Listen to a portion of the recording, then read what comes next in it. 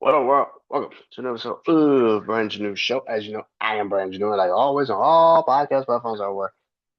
BrandonJaneauShow. Social media platforms, Instagram threads, real BrandonJaneauShow. That's real, REAL, BrandonJaneauShow on Instagram and threads, Facebook, The BrandonJaneauShow, and of course, TikTok, BrandonJaneauShow. Go follow me on all those social media platforms. I would appreciate it if you did. Really, really, really, really, what you can go is the YouTube channel, Brandon New Show, man. Subscribe, comment, like the vids, like the shorts. All helps in the algorithm if you do. Let's get into it, man. So, tonight is Life and Times with Music. Whoo! It's been a journey. It's been a journey, to say the least. Got two more episodes to do after tonight's episode of Life and Times with Music when it comes to the decades. It's insane to think a year ago I started this. Um, I've been putting it off and putting it off and putting it off, and finally I did it. And last night I did sports. Tonight I'm doing music. So anybody that's been, you know, fan of the list, like the list, shared the list, talked about the list, commented on the list, I appreciate you dearly. This is my top 10 of the 2010s, and this is my top 10 rappers of the 2010s. If you don't know how I do this list, I go from 10 to 1. I explain why each rapper is where they're at on the list. If you do not like this list, you, you can make your own fucking list. Make your own fucking list. Get a piece of paper, get a pen, write it down, post it on social media if you even want to. Now that I've gotten that out the way, start the list. Number 10, kicking off the list at number 10, it is Meek Mill. Yep. Gotta have Meek on this list, man. I know a lot of people talk about Meek down, they talk negative about Meek now, but Meek in the 2010s, especially early 2010s, bruh. Dream Chasing mixtapes, Dreams and Nightmares album, intro obviously, but that album is, like I've said numerous times, probably one of the best debut albums in hip hop history, man. It's up there. It's up there. A lot of people don't give Meek Mill his proper credit. But Dreams and Nightmares album, top tier, bro. Top fucking tier. Top fucking tier, bro. Um, uh, like I said numerous times, Meek has had what three, four bona fide classic projects. I mean, four bona fide classic albums. I mean, people really don't get that man his proper respect and love for what he's accomplished and done. Like Meek is that dude. You know what I mean? Dream Chasers, MMG. I mean, yes, the beef between him and Drake was very set his career back a little bit because of how he handled it. Um, but doesn't change the facts. And the facts are Meek Mill was one of those dudes in the 2010s. So to sit there and pretend like he wasn't is insane to me. The DC4 project, bro, that shit was fire. Blue Notes, Offended, and that shit was fire, bro. But at number 10 is definitely Meek Mill. He kicks out the list at number 10. And number nine, it is Migos. Now, full disclosure, I am not a fan of the Migos like that. I am not. I don't, I'm not a huge fan of Migos like that. Um, I think the Migos were dope. I think they're dope. I thought that was a dope group, like that. Uh, the mixtapes were dope. You know what I mean? I remember my brother playing me the mixtapes way back in the day. Uh, when Versace came out, that was a hard song. Of course, the remix with Drake was just like insane. But then when they finally took off,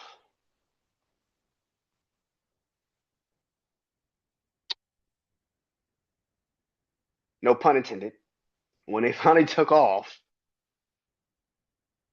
it was obvious that they had something, man. They were special. They had something. Now, despite me not being a massive fan of them, I gotta give credit where credit is fucking due. Like Migos was that fucking group, bro. Especially in the 2010s. Holy shit. When they dropped Bad and Bougie, that shit was a fucking banger.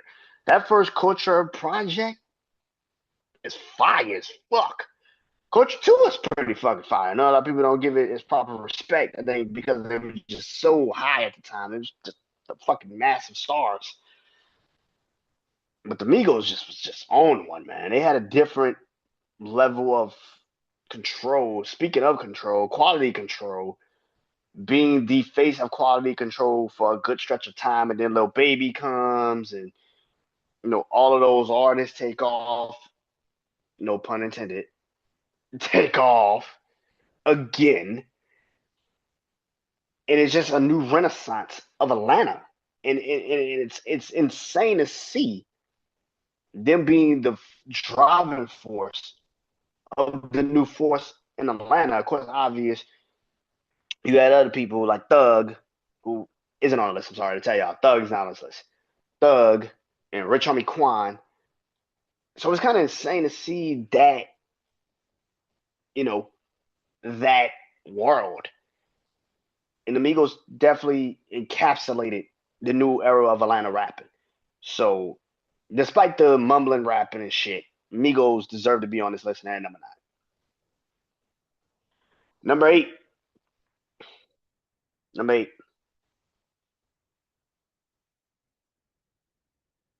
This is hard. It gets hard now. Here we go. At number 8, it is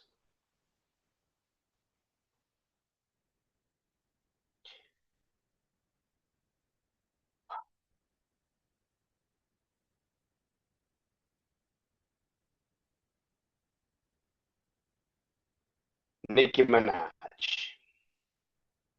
Queen is on the list. Gotta put the Queen on the list. Got to. Got to. I don't agree with none of the shit she talking about now. Let's get that out the way. I don't agree with none of that shit. I don't know what the fuck she on. She on some other shit. I don't know what the fuck she doing. But we talk about 2010 Nicki. I can stand behind that all day. I can stand behind the Pink Friday. I can stand behind that all day. We talk about Roman's Revenge. We talk about Moment for Life. We talking about the Young Money Nicki, Roger that Nicki. I can stand behind that Nicki all day. This new shit, miss me with that shit. Like miss me completely with that shit. I don't fuck with that Nicki. This new Nicki, I don't fuck with her. But that old one, you talking about Monster version Nicki? Yeah, yeah, yeah. My chick bad versus Nicki? Yeah, yeah. The first time we saw Nicki Minaj, Nicki? Yeah. Yeah. I fuck with that, Nicki. This new shit I don't condone at all. She probably don't give a fuck because I'm just some dude in a room with a podcast. But Nicki deserves to be on this list. You are smoking dope if you don't think Nicki Minaj deserves to be on the fucking rapper list in 2010s. You are fucking high as a fucking kite if you don't believe that shit. Nicki Minaj. I say this all the time. People do not believe me. Yo, Nicki was bigger than Drake. That's not a joke. It's not a game. I'm not lying. Nicki was bigger than Drake. For, I mean, what? Not to say Drake wasn't in that same vein, but when you look at how people would talk about Young Money, it was Nicki, then Drake. Now, Drake, of course, catapulted himself completely past every expectation people ever set for him, obviously. But that was a time. I was saved from like '09 to like 2011. I said before Take Care. Nicki was bigger than Drake. Like Nicki was bigger than Drake, bro. Like it's not, bro. You're not you, bro. It's not. You're not wrong for admitting that. Nicki was massive, my nigga. And I'm talking about before Pink Friday even came out. Bro, she was doing award shows, fashion shows. She was on everybody's fucking song before a fucking album came out. Bro, she was on Little Freak with Usher. Like she was on songs with people before she even dropped her first album, bro. Like Nicki, it's okay to say Nicki was bigger than Drake. It's okay. It happened. It's real. It happened. Clearly, Drake became bigger than her at the point where it was just unstoppable. But we're not gonna pretend like Nicki wasn't bigger than Drake. She was. She was extremely bigger than Drake, bro, and it's okay to admit that. Nicki was doing magazine covers and shit, bro. Nicki was talked about before she even dropped her first fucking album, like massively talked about. Like people talk about her being like the new Lil Kim. Like people was talking about her in a different vein, bro. She was bringing back female rap to the masses. I don't think people understand at that time how really like non-existent female rap was to the mainstream hip hop audience. There was no. You might have heard some underground women, but they were never to the extent where Nicki took it. To the point where now female rap is where it is today. That's why I have Nicki in a different fucking class than a lot of these other women. Not saying I don't love these other women, but Nicki's a different caliber, bro. Like that's why when I hear people try to discredit her or Drake or people like Wayne or something, it's like, bro, you didn't live to see it like we lived to see it. So I can't give you the same energy that you want me to give you because I know you lying. I know you're lying. I know you're sitting there trying to just win approval. But facts are, Nicki was the fucking reason for a lot of these fucking women that are getting their shit off now. A lot of these labels wasn't signing female rappers to be like wasn't signing female rappers, bro. It wasn't. Nobody was taking chances on rappers, female rappers, until Nicki. And that is why you have to give her a different viewpoint. Not saying you gotta like her, the person she is, but when it comes to her career, if you don't give her the same, you don't give her a different viewpoint. There was times, bro. She literally is the reason for why the female hip hop category at the BT Awards is even a thing. There was times where I was like, I would say, bro, if Nicki deserves to be in you should just change the best male hip hop to just the best hip hop because there was no female rappers to even be in a conversation with Nicki at the time. She was just winning the fucking award every year because there was no female rapper.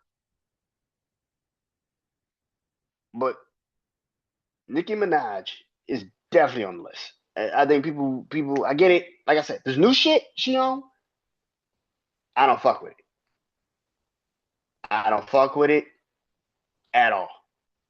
I'm talking about just strictly 2010 Nicki. You gotta put her on the list. Like, obviously. She's number 8. Number 7.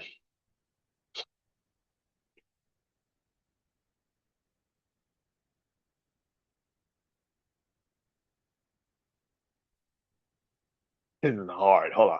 Number 7. Number 7.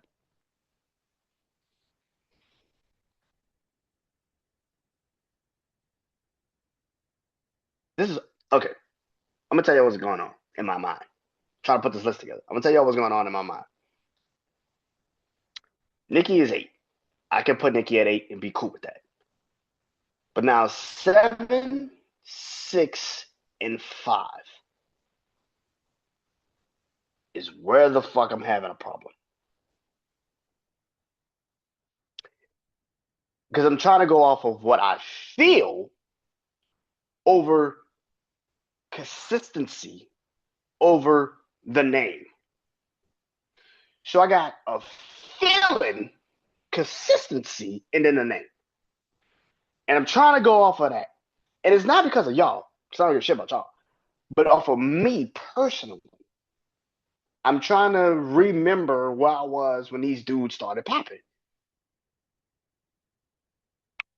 So it's hard for me to kind of just put together now. Because I have a different respect for consistency. And that's why it's hard for me to not put this person a little higher than the others. The name, and yes, even though the music is also very there, it's the name that people are going to get caught up on, not the actual. It's the name that people are going to get caught up on. And then there's a vibe. There's a person that just got a vibe that's dope as fuck. And when they came out, that vibe has still been a part of their career since the moment they dropped and I heard them. So at number 7, I'm gonna go off of what I feel. And what I feel is at number 7 is Kanye West. Kanye's at 7. I feel it now. Yeah, I feel it already. I know people. What the fuck? Kanye at 7. Kanye's at 7. The reason why I say Kanye is at 7 because I'm trying to go into the 2010s. I think Kanye had a better. Okay, let me take. Kanye had a better album than the other two guys that I was debating against him. Kanye has obviously a better album than the two guys I was debating against. My Beautiful Dark Twisted Fantasy to kick off 2010 is probably one of my favorite albums of all time. I love that fucking album. That album's dope. That Kanye Graduation is one of my favorite albums of all time, and My Beautiful Dark Twisted Fantasy is one of my favorite albums of all time. The year later, he drops Watch the Throne with Hove. I fuck with Watch the Throne. Fuck with it heavy. But I think as the years have passed, I don't look at Watch the Throne like I used when I looked at it when I first heard it. Like I love it still, but it's not like I it's not like how I would actually rank it like I thought I would as I've gotten older. I fuck with it, don't get it twisted. No church in a while, niggas in Paris, shit like that. But I look at it differently compared to the typical Kanye Jay-Z albums, right? But it's still a dope album. And then Yeezus drops, and then it's like, what the fuck is this? What the fuck is this? Yeezus drops, and yeah, it's got some songs on that bitch. But I am not a fan of Yeezus. That album sucks, and that's the problem. And that's probably why I put him where I put him. Because then he started trying to experiment too much with the music, and it was kind of bro, what are you doing? Like, what are you doing?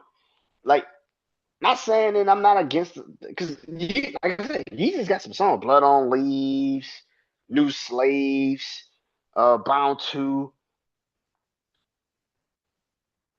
But when I listen to that, like Yeezus isn't as consistent as like My Beautiful Dark Twisted Fantasy.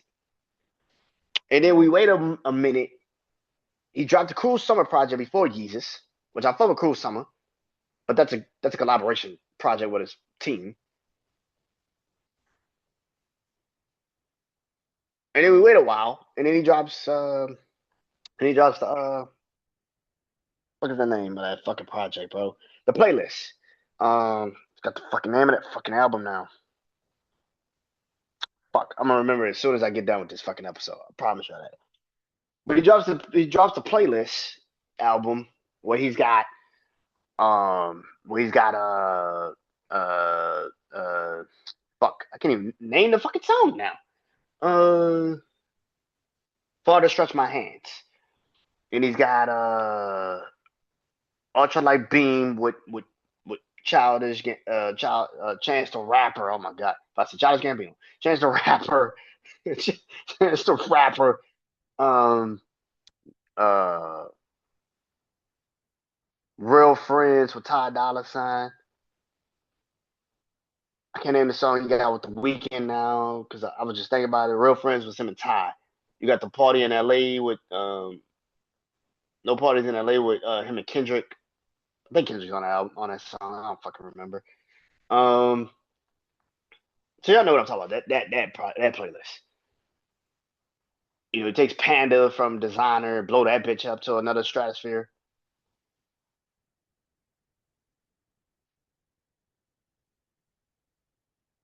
Or Fuck My Life. That's what the song's called with him in the Weekend. But he drops a dope project. That album was better than Jesus. I'll tell you that fucking much. But then he goes into like this weird ass world that it's just like, and he's now trying to get out of it. But bro, it's been a decade of you doing this shit to yourself. You self-destructed your own shit, and I don't understand it because you were considered one of the best to ever do it, and then you do some crazy shit, and now we gotta look at you with the same thing with like Nicki. The same thing with Nicki Scope. It's like separate the fucking art from the person, and it's hard to separate the art from the person because in music, your art is the person. So it's like you can't separate the art from the person because the art's supposed to represent the person. And that is why I said it's a very hard thing because the art is actually supposed to represent the person. Despite that, Kanye's had some albums, but he's had some also fucking hits and misses. He, you know, in the 2010s. And I feel like, and that's when he started to become too trying too fucking hard. And it was like, what are you doing, bro? And then he would do these delivery for albums, and then he just take it, like I never listen to Kids See Ghosts. I don't really. I'm not a big fan of that. I wasn't a huge fan of Kid Cudi and Kanye at the time. I'm not especially at that time. I wasn't a huge fan of Kanye. The gospel album he dropped, I wasn't a fan of that. It was like, what are we doing, bro? Like, I just so that's kind of why I felt like even in the musical sense, he kind of just tailed in into some other shit, and you just like sitting there like, what the fuck is this? And again, people can praise it, but Kanye at 7 to me does not sound as crazy as people want to make it. Like on this list, doesn't sound as crazy as you want to make it. 6, and number 6,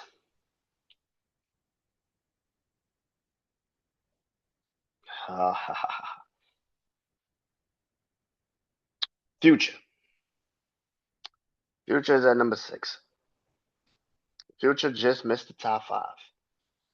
Why is Future at number 6, Brandon? Why the fuck would you put Future at 6? Well, I'm happy you. I'm so happy you asked. Mixtape Future was one of the greatest things we've ever experienced. Let's get that shit out there. 56 Nights, Beast Mode, Monster, Purple Rain, name it, he did it. His first project, Pluto, sensational. Astronaut, Status, mixtape, Molly World mixtapes, go ahead, legendary. Kiss the shit goodbye. It's over. The second album he dropped, eh, eh. But that's when he went on this mixtape run, and it was just over. It was over. It felt like old Wayne was back. It felt like that mixtape time period was back where you was on that piff every fucking day. You was on that piff every fucking day because of this dude. Like you was just like, this shit's fucking fire. This shit's hot. This fucking. He dropped mixtapes and the shit was just everywhere. The fact that he's one of the last few people that got hot because of mixtapes is insane to me. He's the last real artist that got hot because of a mixtape. That's insane. That's insane. By the time he did start dropping albums again, he garnered a fan base that just was never gonna leave him. And that's probably, and that's I said this about this generation we live in now. A lot of these kids don't know how to actually get a genuine fan base because they don't know what the fans actually want. All these fans are so easy to be in this pocket. It's very easy to just, but when you somebody else drops something, it sounds like old dude over there, old dude over there. None of these dudes know how to garner an actual genuine fan base. And I've said this because of the mixtape era. The mixtape era has died, and actually would have worked out perfectly if you actually had the mixtape era during this time period, because then you could tell who's really committed and who the fuck is not. And Future was the last one that felt really committed. Like he committed himself to giving us music, free music, which again is a no-no nowadays. That's another thing about this era. Everything's got to be a fucking price tag on it. But Future was the last one, and when he dropped that albums, when he started dropping albums, the shit was over. The man had hits for days in the 2010s. I mean, fucking hits for days. Stick Talk should not be a song that is regulated. Stick Talk should not be a song that is that should be regulated. That everybody should know. But yet people know the fucking song. That's insane. That's it shouldn't be a song, but yet it is. And when he did What a Time to Be Alive with Drake, Jump Man, all the songs that he dropped with them, oh my god, yeah. The project, the album, everything Future did in the 2010s, there was a point where he just stamped it and it was set in stone. Set in fucking stone. Future's at number 6. Just missed the top 5. So before I go into the top 5, I gotta recap the list. Number 10, Meek Mill. Number 9, Migos. Number 8, Nicki Minaj. Number 7, Kanye West. Number 6, Future. Number 5, Rick Ross. I know. I know. When I was putting this list together, was I love Wale, Big Crit, Nipsey Hussle. There's a lot of people I wanted to put on this list, but when I started to think about it and I started to think about the catalog, Rick Ross kept coming up to mind. Teflon Don, kind of like Kanye, right? Teflon Don kicks off 2010s, and he just endless with the shit. The mixtape era for him too. His mixtapes take off. High definite, Rich Forever mixtape drops, solidified him. Solidified him. You had that drop. You had what did you had drop? Um, God Forgives and I Don't. I think it was God Forgives and I Don't was at the Teflon Don if I'm not mistaken. Yeah, God Forgives and I Don't, and that's a dope project. Um, Mastermind comes out.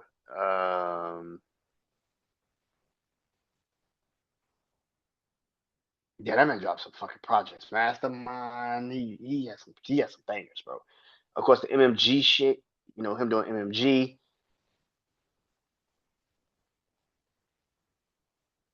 Rick Ross was one of the rare few in the 2010s that kept himself busy in the 2010s. Musically, rap wise, he was one of the best. I think people, again, despite how I feel about him now with the Drake shit, it is what it is. But at the end of the day, I can't just discredit this man's career because he on some fuck shit. Because he on some fuck shit. The man has had some of the best bodies of work. I've said this numerous times. If you tell me a catalog in hip hop that's endless that I can listen to from the front to the back, it's Rick Ross's. It's insane to say that, but Rick Ross has a fucking impeccable fucking catalog. That shit is insane. Mixtapes, albums, features, verses. The man has that shit, and I gotta give that man his proper credit. So at number 5 is Rick Ross. Number 4, I feel a sense of controversy in the air. Number 4 is Kendrick Lamar. Let's get this out the way. Kendrick Lamar is number 4. No, it's not about the beef with Drake. I think Kendrick's dope as fuck. I think Kendrick's a dope ass rapper. I think Kendrick can rap his ass off. I think his albums are a timestamp of where we at in life. Something that people don't say. His albums are a timestamp of where we at in life. Good Kid, Mad City comes out. It's a fucking major success. Fucking astronomical success. To Pimp a Butterfly comes out.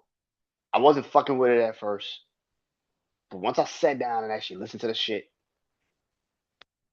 I gotta get a man's credit. Damn comes out, and that's my favorite Kanye, my favorite Kendrick album. Damn is my favorite Kendrick album by far. Mr. Morale and a Big Stepper. Well, we're talking about 2006 because Mr. Morale and a Big Stepper came out in 2021, so I can't count that. But from those three bodies of work, Kendrick solidified himself. Not to mention the Black Panther soundtrack, which TDE did. To see what Kendrick has done in just a decade, in a decade, I should say, in a decade, it's insane. To come out, do mixtapes in 2010s, 2008, 9, and then doing, of course, the albums that he has solidified himself with, it's insane to me.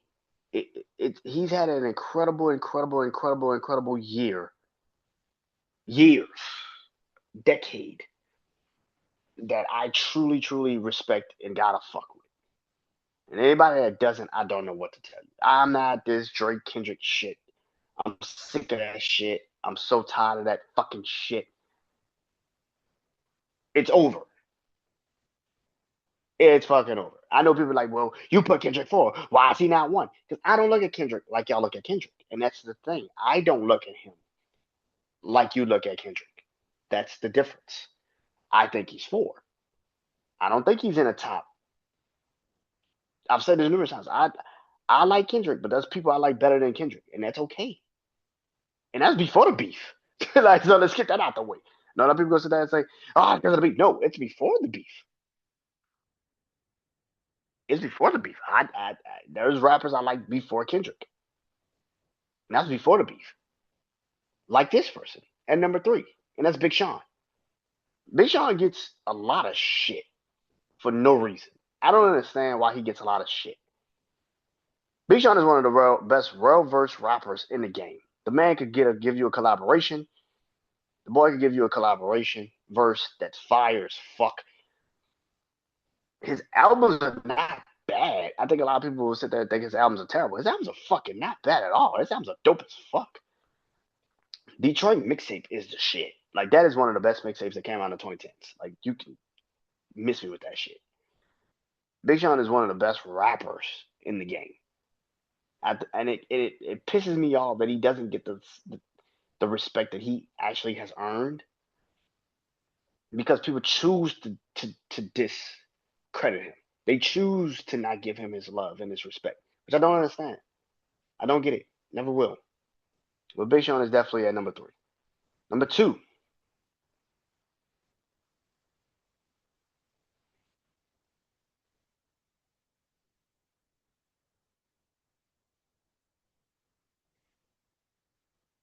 This is where it gets hard. Because if we're talking about rappers, then 1 sits at 2. And we're talking about rap artists, then I should keep it the same. This whole list has been about rappers, not rap artists, right? Because if rap artists was the case, then I'll have certain people certain way. And again, it goes into preference. If we talk about rapper, my top 10 rappers of the 2010s,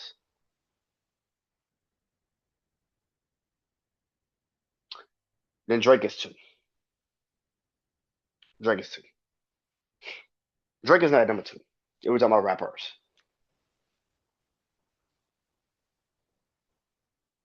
If we're talking about rap artists, then Drake is 1. So the question becomes, what am I talking about?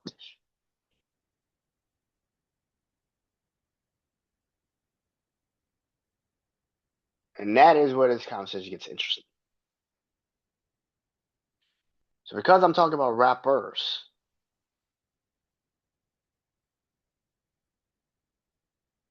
Drake is at number 2.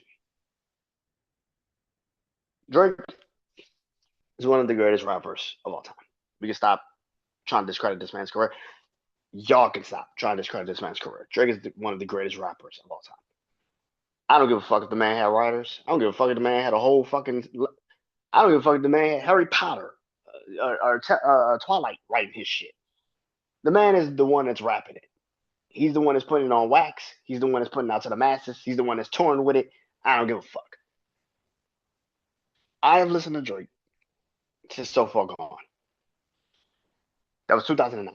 Thank Me Later was the first album in 2010s that I flat out purchased. Not physically, but on iTunes. Not physically, but on iTunes. Thank Me Later was the first album I actually flat out purchased. Take Care is an album I pre-ordered months in advance on Apple, on iTunes, for my iPod. Yeah. I was listening to Drake unreleased music before he dropped Thank Me Later.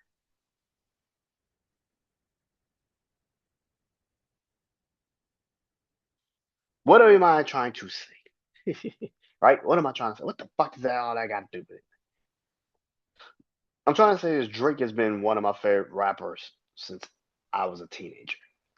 I am 32 years old, and I can honestly say that I have never once sat here and told everybody that Drake ain't the guy. If we were talking about rap artists, he's one with a bullet. He's the most diverse, most obviously gifted at knowing a fucking hit when he hears it artist I've ever seen, and especially in this generation. The man is just different. And people don't like different. You don't like different. You don't like different at all. Someone that challenges your stance of what you think makes a person or make an artist, you hate that shit. You hate that shit with a passion. Drake is one of those guys that has superseded expectations. People thought he would be a flash in the pan, and he became one of the biggest artists in the world. And people cannot understand this.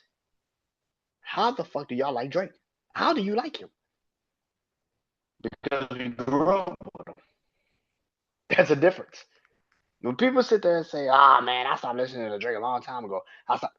Well, then you stop telling us that we need to stop listening to him too, because what you felt for him clearly died. But we, as fans of his, it clearly didn't, because clearly we're still going through the same shit that he is talking about, despite what you believe or not. We're still going through the same shit he's talking about. So he's making music for us. As much as you don't want to hear that, he is making music for the people he's making music for. Ah, man, he needs to make music for the people he want. He is. Because there's people that listen to his music and still are getting the same shit done to them when they heard his music in 2009. So what the fuck are you talking about? Drake is one of the greatest artists, rappers ever. And I know you hate that. But you can't be facts. And that's what you hate more. Drake is number 2. So Brandon, who's one?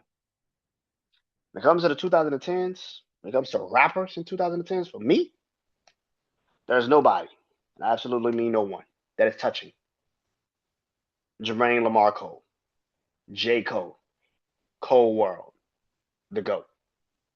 J. Cole is at number 1. There is nobody. This might be the only list J. Cole's ever topped.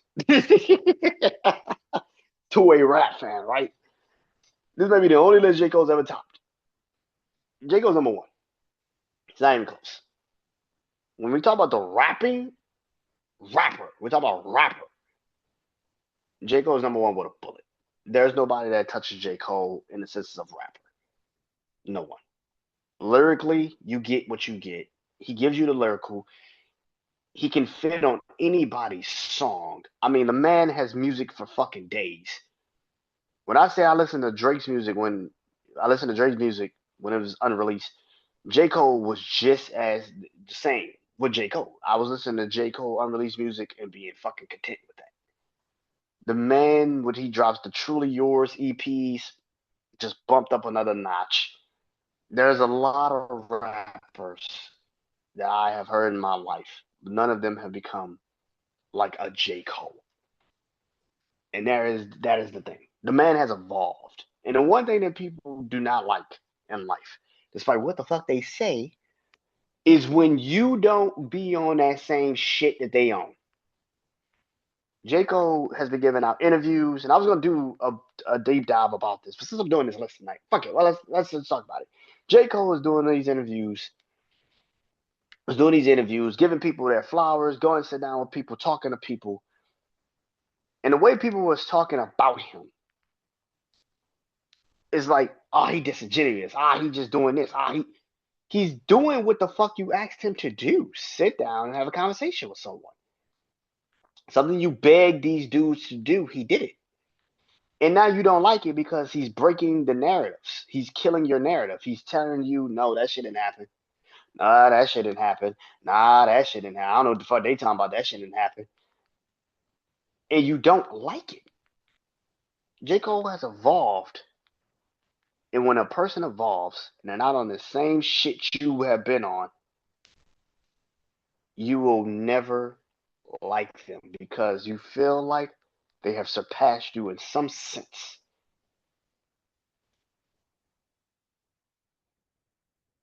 Cole has evolved. And it's okay to say that J. Cole has evolved. To hear J. Cole as a rapper now compared to when I was a kid, to hear the fall off, even though that's now, J. Cole's one of the greatest rappers to ever do it. I've told people this for years. J. Cole's in my top five, dead or alive. Dude been in my top five, dead or alive, since 2014 Forest Hills Drive. Fuck that. He's been in my top five since like Truly Yours. J. Cole's been in my top five rappers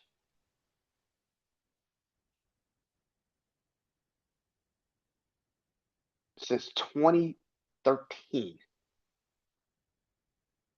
13 years. And he's never disappointed me. That's why he's at number one.